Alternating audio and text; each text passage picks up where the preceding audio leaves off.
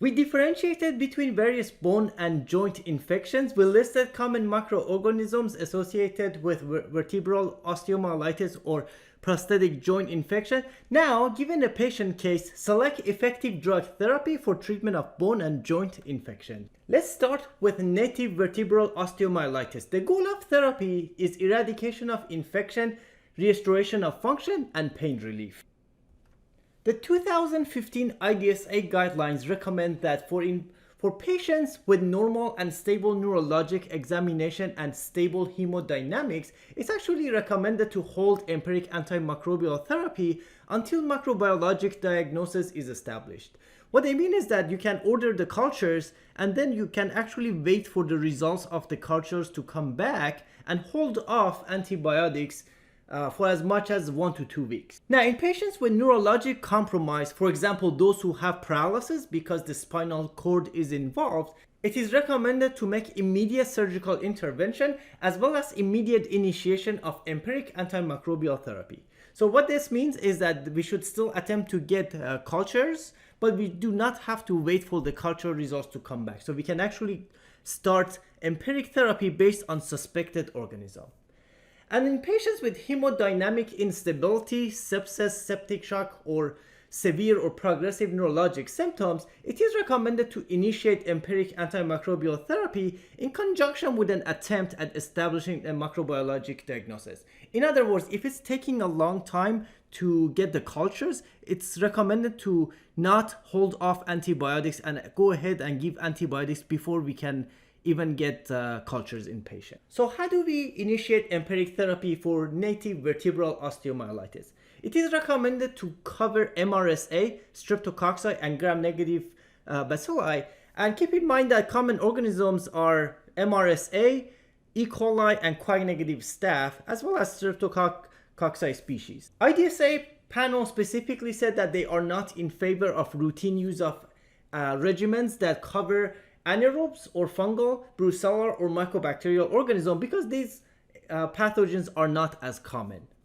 Now, the options that they did recommend include vancomycin plus a third generation cephalosporin. So the vancomycin will cover MRSA as well as streptococci, and then a third generation cephalosporin such as ceftriaxone will take care of the gram-negative bacilli as well as streptococci.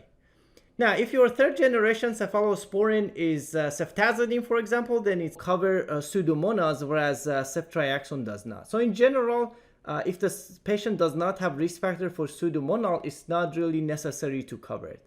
Now, if you suspect that your patient can actually have Pseudomonal infection, then a vancomycin plus a fourth generation cephalosporin like cefepime would be recommended. Unless you're using ceftazidime as a third generation cephalosporin, which would cover Pseudomonas empirically. And of course, if you suspect multi-drug resistant Pseudomonas in your patient, then your option would be carbapenem, with the exception of ertapenem because ertapenem does not cover Pseudomonas. And for those who have anaphylactic beta-lactam allergy, we can replace beta-lactams with fluoroquinolone, as well as those who cannot tolerate vancomycin, they can actually receive daptomycin instead. Now keep in mind that early switch to an oral regimen may be safe provided that C-reactive protein has decreased and epidural or paravertebral abscesses of significant size have been drained. So basically that will indicate source control. Now once the culture results come back, then it's important to switch empiric therapy to pathogen-directed therapy. And here are the recommendations for specific pathogens. For MSSA, nafcillin, oxacillin, and cefazolin are drugs of choice, as well as for osteomyelitis specifically, ceftriaxone has been compared to oxacillin and was shown to have equivalent efficacy. And the reason ceftriaxone is listed here, even though it's broader in spectrum of activity, is that because for osteomyelitis we have to treat patients long term, some of these patients may have to go home on IV antibiotics, and the convenience of ceftriaxone is that it is administered once a day. So that would make it ideal for outpatient therapy. Whereas cefazolin will have to be dosed every 8 hours in someone with normal renal function, and oxacillin and nafcillin will be dosed every 4 to 6 hours. Alternatively, if the patient cannot tolerate the first choice, the alternative recommendations are vancomycin, daptomycin, linezolid, levofloxacin plus rifampin, as well as clindamycin. And these are alternatives because the first choice are more effective as well as safer.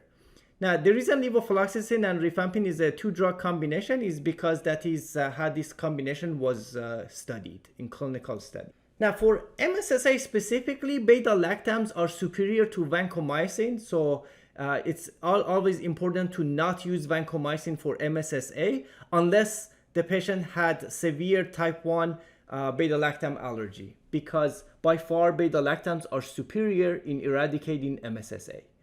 Now, when it comes to MRSA, that's when vancomycin becomes drugs of choice, because most beta-lactams are not active against MRSA, and ceftaroline, which does have activity against MRSA, has not been extensively studied for osteomyelitis. So vancomycin is very safe and effective for osteomyelitis due to MRSA. Now, alternatively, we also have the option with daptomycin, linezolid, and of course the combination of levofloxacin and rifampin. For enterococcus that's penicillin susceptible, either penicillin or ampicillin is drug of choice. And of course, alternatively, we can use vancomycin, daptomycin, and linezolid. Penicillin susceptible enterococcus is unlikely to be vancomycin resistant. However, when it comes to enterococcus that is penicillin resistant, it sometimes can be also resistant to vancomycin. At that point, daptomycin and linezolid become drug of choice. Otherwise, if enterococcus that's resistant to penicillin is susceptible to vancomycin, vancomycin would still be the drug of choice. For Pseudomonas, cefepime is the drug of choice. Of course, if we're talking about multi-drug resistant Pseudomonas, then carbapenems might be the option, because this could be resistant to cefepime or piptazo. The reason piptazo or piperacillin tazobactam zosyn is not listed here is because these agents have more extensively been studied for this indication of osteomyelitis. And compared to cefepime, piptazo has significantly less bone penetration. Now, for Enterobacterialis, cefepime or ertapenem have extensively been studied, and there are drug of choice, even though cefepime is very broad spectrum because of extensive data for its efficacy is listed here. And alternatively, we have ciprofloxacin. For beta hemolytic streptococci, we have penicillin and ceftriaxone as first choice, and vancomycin will be an alternative. And you can see the first choice for some of the other causative pathogens.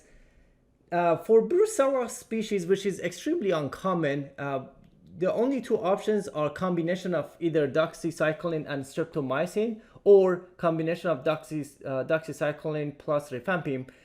In particular, pay attention to the duration of therapy, because Brucella species, although uncommon, they are rather more difficult to eradicate, so often a very long duration of therapy is recommended. For native vertebral osteomyelitis specifically, total duration of 6 weeks of parenteral or highly bioavailable oral antimicrobial therapy for most patients with bacterial NVO is recommended.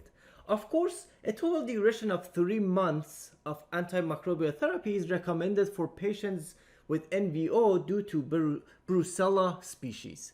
The rationale behind the prolonged duration mostly stems from the limited bone penetration of most antibiotics in patients with NVO, the need for several weeks for bone to revascularize following surgery, and the limited experience derived from trials in pediatric patients with hematogenous long bone osteomyelitis. Now, for prosthetic joint infections, the goal of therapy is, of course, to cure the infection and prevent recurrence, but also to ensure a pain-free and functional joint.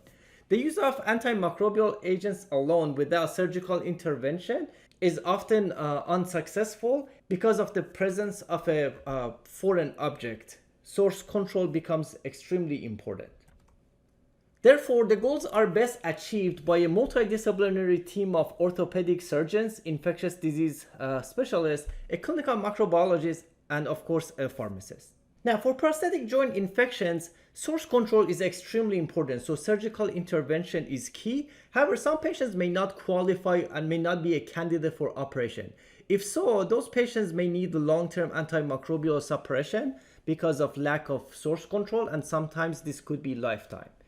However, those who do qualify to receive surgical intervention, resection arthroplasty can either occur as a 1 or 2-stage exchange. In 1-stage exchange, basically the hardware is removed and replaced with a new one in the same procedure. In a 2-stage exchange, first in the first phase, the hardware is removed and then followed by a period of systemic antimicrobial agents to make sure that the area is not contaminated, so that when the new device is replaced, the new device does not get contaminated. Now, during that period that the patient is getting systemic antimicrobial agent, a spacer which is impregnated with antimicrobial is placed, just because the hardware has been removed and there's going to be a space in there. So there will be a spacer in place until the second stage where a new hardware is placed permanently. And typically, the way that it's decided whether the hardware should be removed or not has to do with the duration of symptoms. So typically, if the symptoms are greater than 3 weeks, or if the hardware is actually older than 30 days, then it's actually removed and replaced with a new one. Otherwise, if the symptoms have been less than 3 weeks or if the hardware is pretty young, less than 30 days, debridement and retention will likely be enough. Now, antimicrobial therapy for prosthetic joint infection is pathogen specific rather than empiric. And what that means is that the antibiotics are actually selected based on the culture that we receive. And there are 2 ways to receive cultures. So if there is a diagnostic arthrocentesis performed, that's when we get synovial fluid and we can actually culture, and based on the results we can choose antimicrobials. Or if the patient requires surgery, during surgery tissue samples may be collected and then sent to the microbiology lab for culture, and then based on the results we can choose antibiotics or any antimicrobial that's needed. Now, for patients who get debridement but they have retention of the prosthesis, long duration of antibiotics are needed because with the retention of prosthesis, the biofilm will be present. Now, for prosthetic joint infection due to Staphylococcus aureus, so either MSSA or MRSA, which would be based on the results of the culture, IV antimicrobial therapy is absolutely essential for initial therapy. And this has to be in combination with rifampin because of the risk of presence of biofilm. And what rifampin will do is that will actually help dissolve the biofilm that would allow for both the rifampin and whatever we use for MSSA and MRSA to penetrate the source of infection, which is on the prosthesis. And this combination will actually have to be continued in the patient for 2 to 6 weeks. Rifampin is only available as PO, so the rifampin portion will be oral, whereas for the coverage of MSSA or MRSA, it has to be IV antimicrobial therapy because we want excellent bioavailability of these antimicrobials. And then once the 2 to 6 weeks, and the 2 to 6 weeks is decided based on how the patient progresses, we can basically trend CRP, C-reactive protein, and based on the patient's response, we can decide how many weeks is needed. But regardless, beyond the 6 weeks, the patient needs to be switched to oral antimicrobial therapy for a certain duration of time. And that depends on the type of arthroplasty that the patient receives. So either total hip arthroplasty or total knee arthroplasty. So the knee would require 6 months of oral antimicrobial therapy, whereas the hip would require 3 months. And for this phase, we want antimicrobials that are extremely bioavailable. So fluoroquinolones are by far the most bioavailable antibiotics. So ciprofloxacin or levofloxacin would be the drug of choice. Now, this is assuming that the culture results show susceptibility, so they must be susceptible. So sometimes ciprofloxacin is not excellent for MSSA. Levofloxacin is more likely to have coverage against MSSA.